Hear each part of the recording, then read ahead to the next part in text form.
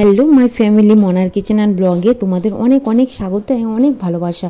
চলে এসেছে একটা ব্লগ ভিডিও নিয়ে। অনেক দিন আগে তোমাদের বলেছিলাম যে আমি আমার অ্যানিভার্সারির যে রেসিপিটা করেছিলাম সেই ভিডিওটা তোমাদের সাথে শেয়ার করব। তো অনেক দিন পরেই ভিডিওটা নিয়ে চলে এসেছি।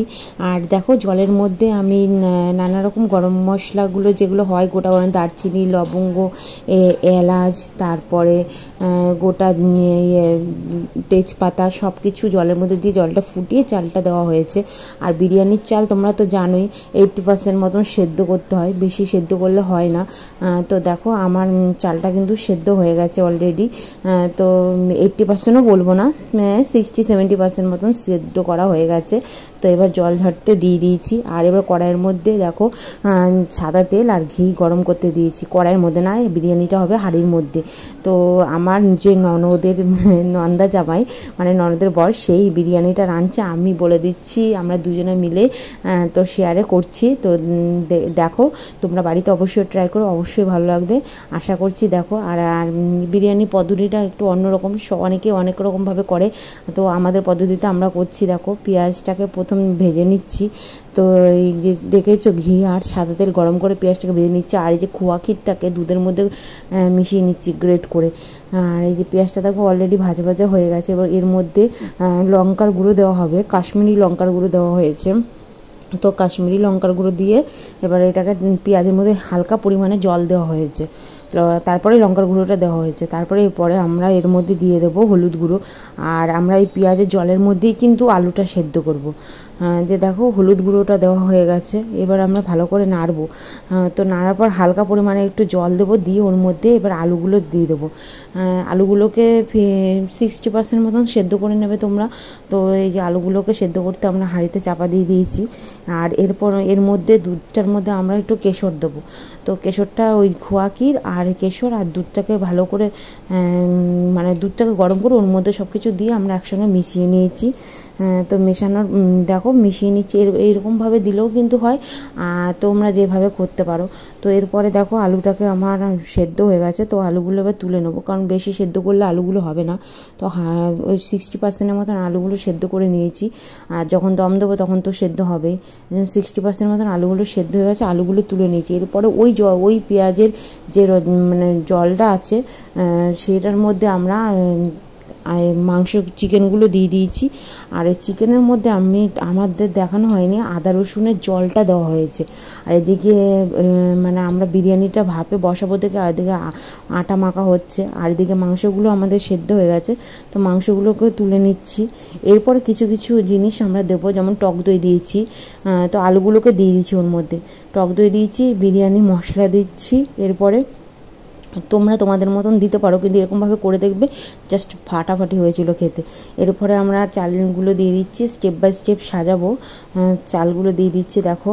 আর তোমরা যদি মনে করো যে আলুগুলোকে নিচে দেবে না ওপরে দেবে, তো তোমরা দিতে পারো, তো কোনো প্রবলেম নেই, তোমরা তোমাদের মতন করে দিতে পারো। কিন্তু এরকম করে একবার খেয়ে দেখবে, জাস্ট অসাধারণ লাগবে। দেখো, এবার আমাদের এটা সাজানো হয়ে গেছে। এরপরে একটু চিনি দিয়ে দিলাম। তো চিনি দেওয়া হয়ে গেছে। এরপরে একটু সামান্য পরিমাণে একটু নুন দিয়ে নিলাম। আর চালটা সেদ্ধর সময় তো একটু নুন দিয়েছি, তারপরেও একটু নুন দিয়ে নিলাম। এরপরে চিকেনগুলো সাজিয়ে নিচ্ছি। তো সব চিকেনগুলো তো আর দেবো না, তো কিছু চিকেন এর মধ্যে উপর দিয়ে একটু সাজিয়ে নিচ্ছি। তো এরপরে আমি আবার একটু চিনি দিয়ে নিলাম। তো এই যে দেখো, চিনি দিয়ে নিলাম আর একটু সামান্য পরিমাণে নুন দিয়ে নিয়েছি। তো এরপরে দেখো, এগুলো মাংসগুলোকে ভালো করে আমরা সাজিয়ে নিচ্ছি।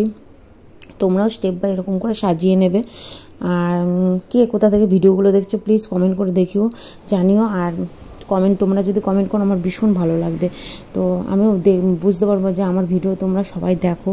আর দেখো, এরপরে আবার চাল দিয়ে আমরা সেকেন্ড স্টেপটা দিচ্ছি। ভাতগুলো দিচ্ছি সেকেন্ড স্টেপে। তো ভাতগুলো দেওয়া হচ্ছে। দেখো, এইভাবে ভাতগুলো দিয়ে তোমরা সাজিয়ে নেবে। তো সেকেন্ড স্টেপটা এইভাবেই হবে। সেকেন্ড স্টেপে যে ভাতগুলো আমার সাজানো হয়ে গেছে। তো এরপরে আবার একটু নুন দিয়ে দিচ্ছি, সামান্য পরিমাণে নুনটা যাবে। তো এরপরে আমাদের দেখো স্টেপ বাই স্টেপ কী হচ্ছে, যে বলেছিলাম না কেশর, খোয়া ক্ষীর আর দুধের মধ্যে গ্রেট করে একসঙ্গে খোয়া ক্ষীরটা রেখেছিলাম, তো সেটা দিয়ে দিচ্ছি। আর এই যে দেখো, চারিদিকে ছড়িয়ে দিচ্ছে। দেখো, এইভাবে ছড়িয়ে দেবে চারিদিকে, ভালো লাগবে দেখতে। আর আমরা কিন্তু এর মধ্যে কোনো বাড়িতে তো খাবো, এই জন্য আমরা এর মধ্যে কোনো ফুড কালার ইউজ করিনি, জাস্ট কেশরের রঙটা আসার জন্য জাস্ট একটু কেশর দেওয়া হয়েছে। আর খোয়া ক্ষীরটা দিয়েছে, তোমরা তো জানো খোয়া ক্ষীর দিলেও খুব টেস্টি হয় বিরিয়ানিটা, তো খোয়া ক্ষীরটা তোমরা দিতে পারো। আর তোমরা যদি নাম মনে করে দেবে না তো তোমরা স্কিপ করতে পারো, কোনো প্রবলেম নেই, কিন্তু খোয়া ক্ষীরটা দিলে খুব ভালো হয়। তো এরপরে দেখো আবার রাইসটা আমরা দিয়ে নিচ্ছি, যে বাকি যে রাইসটুকু রয়েছে সেই রাইসটুকু আমরা দিয়ে দেবো।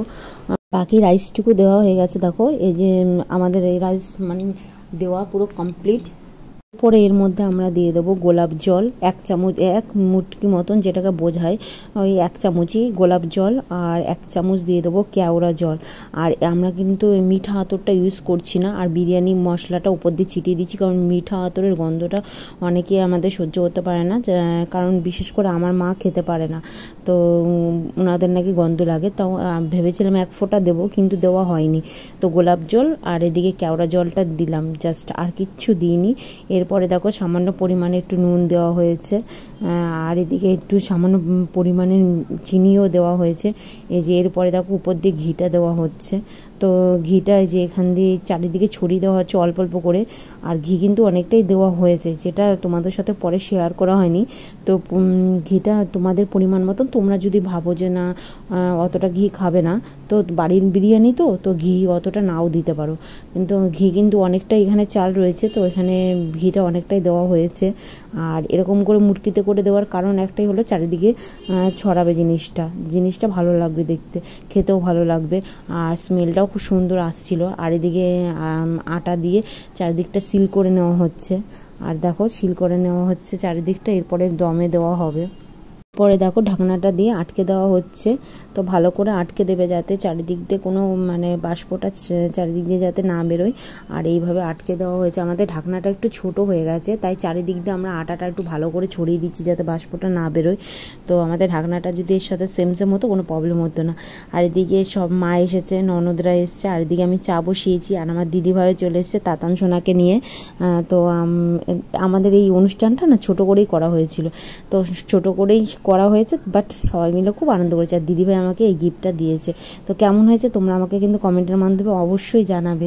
তো আর এদিকে আমার ননদের ছেলের খুব ঠান্ডা লেগেছে, এই যে দেখো, আর আমার ননদের ছেলে চুপ করে বসে আছে। তো এই যে বিরিয়ানিটা তোমাদের কেটে এবার দেখালাম, দেখো কেমন হয়েছে, জাস্ট খেতে কিন্তু অসাধারণ হয়েছে, তার সাথে চিকেন কষা ছিল। তো সবাই ভালো থেকো, সুস্থ থেকো, দেখা হচ্ছে নেক্সট ব্লগে। আর কি বলবো তোমাদের, কেমন বিরিয়ানি রান্নাটা কেমন হলো কমেন্টের মাধ্যমে অবশ্যই জানাবে। আর সবাই এইভাবে আমার পাশে থেকো। আর পুকুসোনাও টাটা করে দিচ্ছে, তো বাই বাই করছে পুকুসোনা। আর সবাই এইভাবে আমার পাশে থেকো, আর কি বলবো, তো মনার কিচেন অ্যান্ড ব্লগে সবাই এইভাবে সাবস্ক্রাইব করো, আর আমার পাশে থাকো। আর ফেসবুক থেকে যারা দেখছো তারা প্লিজ চ্যানেলটাকে ফলো করে দিয়ে আমার পাশে থেকো এইভাবে। তো দেখা হচ্ছে নেক্সট ব্লগে, সবাই ততক্ষণ ভালো থাকবেন, সুস্থ থাকবেন, তো টাটা।